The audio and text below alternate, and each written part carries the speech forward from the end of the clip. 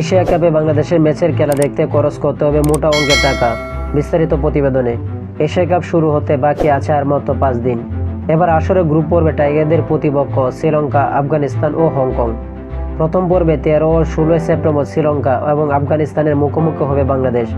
তবে ম্যাচে দুটি মাঠে বসে খেলা দেখতে হলে দর্শকদের খরচ করতে হবে মোটা অঙ্কের অর্থ। 9 সেপ্টেম্বর শুরু হবে এশিয়া কাপের 17তম আসর, শেষ হবে 28 সেপ্টেম্বর। তবে বাংলাদেশের যাত্রা শুরু হবে 13 সেপ্টেম্বর শ্রীলঙ্কার বিপক্ষে ম্যাচ দিয়ে। 16 সেপ্টেম্বর টাইগাররা খেলবে আফগানিস্তানের বিপক্ষে। এই দুই ম্যাচের জন্য টিকিটের মূল্য অপরিবর্তিত রেখেছে এসিজি। সর্বনিম্ন 2068 টাকা ও নর্থ স্ট্যান্ডে বসে খেলা দেখতে পারবেন দর্শকেরা।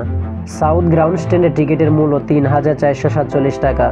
এই দুই ম্যাচের টিকিটের সর্বোচ্চ দাম ভিআইপি স্যুটে বাংলাদেশি টাকা, যার মূল্য 68,930 টাকা। তবে এক্ষেত্রে একসাথে 4 জন বসে খেলা দেখার সুযোগ পাবেন এবং অনলাইনে টিকিট কেনা যাবে। এশিয়া কাপের এবার আসরে 19টি ম্যাচের মধ্যে 18টি ম্যাচের সময় পরিবর্তন করা হয়েছে।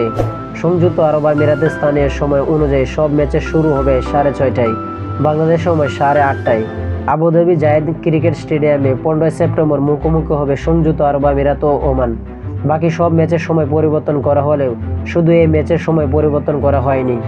আগের সময় অনুযায়ী ম্যাচটি শুরু হবে স্থানীয় সময় 4টায়, বাংলাদেশের সময় সন্ধ্যা 6টায়। এবার এশিয়া কাপে অংশ নেবে 8টি দল। আগের আসরের তুলনায় এবারে 2টি দল বেশি খেলবে। তো আশা করি যারা টি স্পোর্ট গ্যালারি চ্যানেলটি সাবস্ক্রাইব করুন, সবাই স্পোর্ট গ্যালারি চ্যানেলটি সাবস্ক্রাইব করুন এবং ভিডিওটা ভালো লাগলে লাইক অ্যান্ড শেয়ার করুন। ধন্যবাদ।